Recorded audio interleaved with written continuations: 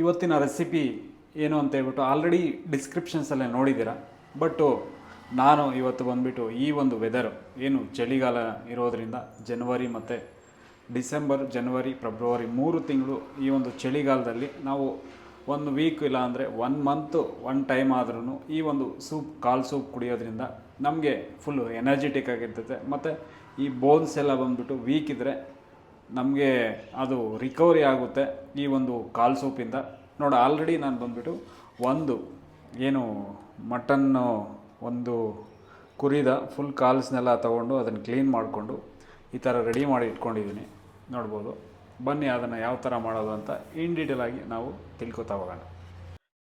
ಈ ಒಂದು ಕಾಲ್ ಸೂಪ್ನ ಯಾವ ಥರ ಮಾಡೋದು ಅಂತ ಇನ್ ಡೀಟೇಲ್ ಆಗಿ ನಾವು ಈಗ ತೋರಿಸ್ತಾ ಹೋಗ್ತಾ ಇದ್ದೀನಿ. ನೋಡಿ, ಈ ಥರ ಬಂದುಬಿಟ್ಟು ನಾನು ಆಲ್ರೆಡಿ ಈ ಒಂದು 4 ಲೆಗ್ಸ್ನ ರೆಡಿ ಮಾಡಿಕೊಂಡು ಸ್ಮಾಲ್ ಪೀಸಸ್ ಕಟ್ ಮಾಡಿಕೊಂಡು ಈ ಥರ ಸುಣ್ಣ ಮತ್ತು ಒಂದು ಟರ್ಮರಿಕಲ್ಲಿ ವಾಶ್ ಮಾಡಿ ರೆಡಿ ಮಾಡಿ ಇಟ್ಕೊಂಡಿದ್ದೀನಿ.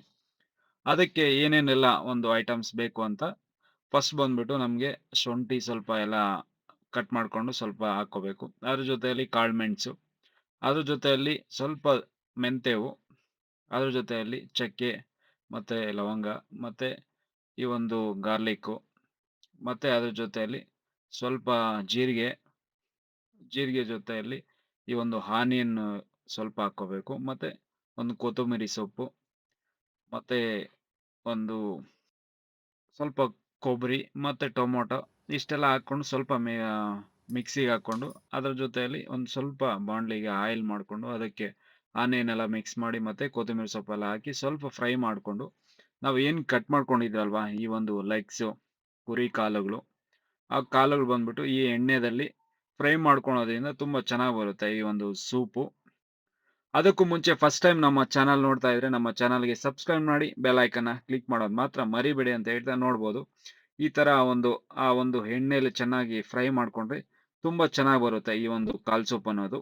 ಈ ಒಂದು ವೆದರ್ಗೆ, ಈ ಒಂದು ಚಳಿಗಾಲದಲ್ಲಿ ನಮ್ಮ ಹೆಲ್ತ್ಗೆ ಬೆನಿಫಿಟ್ಸ್ ಇರ್ತಕ್ಕಂಥ ಈ ಒಂದು ರೆಸಿಪಿ ನಿಮ್ಗೇನಿಸ್ತು ಕಮೆಂಟ್ ಮುಖಾಂತರ ಕಮೆಂಟ್ ಮಾಡಿ. ಅದಕ್ಕೂ ಮುಂಚೆ ಇನ್ನೂ ನಮ್ಮ ಚಾನಲ್ಗೆ ಸಬ್ಸ್ಕ್ರೈಬ್ ಮಾಡಿಲ್ಲ ಅಂದರೆ ಸಬ್ಸ್ಕ್ರೈಬ್ ಮಾಡಿ ಅಂತ ಹೇಳ್ತಾ, ನೋಡಿದ್ರಲ್ವಾ ಏನು ಐಟಮ್ಸ್ ಎಲ್ಲ ನಾನು ಮಿಕ್ಸಿಗೆ ಹಾಕ್ಕೊಂಡಿದ್ದೆ ಅದನ್ನು ಸ್ವಲ್ಪ ಹಾಕ್ಬಿಟ್ಟು ನಮಗೆ ಎಷ್ಟು ಬೇಕೋ ಅಷ್ಟು ವಾಟರ್ನ ಆ್ಯಡ್ ಮಾಡಿ ಚೆನ್ನಾಗಿ ಅಂದರೆ ಒಂದು 4 to 5 ವಿಸಿಲ್ಸು ಒಂದು ಬೇಯಿಸೋದ್ರಿಂದ ತುಂಬ ಚೆನ್ನಾಗಿ ಬರುತ್ತೆ. ನಿಮಗೆ ಟೇಸ್ಟಿಗೆ ತಕ್ಕಂಗೆ ಒಂದು ಸಾಲ್ಟ್ ಆಗಿರ್ಬೋದು, ಮತ್ತು ಒಂದು ಸ್ವಲ್ಪ ಧನಿಯಾ ಮತ್ತು ಕಾಶ್ಮೀರಿ ಚಿಲ್ಲಿ ಸ್ವಲ್ಪ ಹಾಕ್ಕೊಂಡ್ರೆ ತುಂಬ ಚೆನ್ನಾಗಿರುತ್ತೆ. ನಾವು ನೀರು ಎಷ್ಟು ಹಾಕ್ತಿರೋ ಅದ್ರ ಮೇಲೆ ಡಿಪೆಂಡ್ ಆಗಿ ಈ ಒಂದು ಕಾಲ್ ಸೂಪ್ನ ಮಾಡ್ಕೋಬೋದು. ನೋಡ್ಬೋದು ಈ ಥರ ಮಾಡೋದ್ರಿಂದ ತುಂಬ ಚೆನ್ನಾಗಿ ಬರುತ್ತೆ. ಈ ಒಂದು ವಿಡಿಯೋ ಇಷ್ಟ ಆಗಿದೆ ನಿಮ್ಮ ಫ್ರೆಂಡ್ಸ್ಗೂ ಫ್ಯಾಮಿಲೀಸ್ಗೂ ಶೇರ್ ಮಾಡಿ ಅಂತ ಹೇಳ್ತಾ, ಇದೇ ರೀತಿ ಒಂದು ಒಳ್ಳೆ ರೆಸಿಪಿ ಮುಖಾಂತರ ನಿಮ್ಮ ಮುಂದೆ ನಾನು ತೊಗೊಂಬರ್ತಾ ಇರ್ತೀನಿ. Thank you so much. ಮಾಡ್ಕೊಳ್ಳಿ, ತಿನ್ಕೊಳ್ಳಿ, ಕುಡ್ಕೊಳ್ಳಿ ಅಂತ ಹೇಳ್ತಾ thank you, love you all.